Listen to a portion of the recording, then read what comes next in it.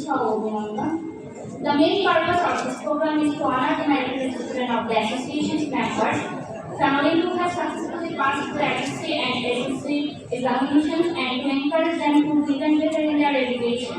আজকে এই অনুষ্ঠানে আমাদের সাথে প্রধান অতিথি হিসেবে উপস্থিত আছেন জনাব Mohammad Abdur Rahman Khan, executive director, Bangladesh Resources Division, Minister of Finance, and Chairman of the National Board of Revenue.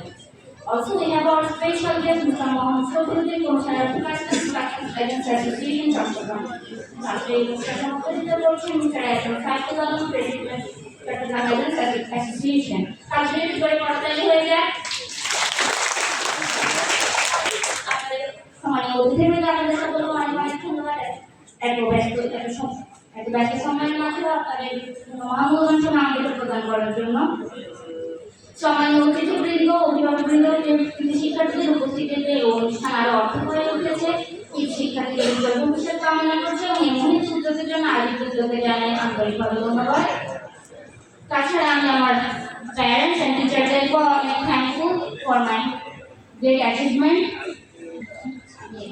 At last, I want to say that Shikha Lalinko Agami Bangladesh.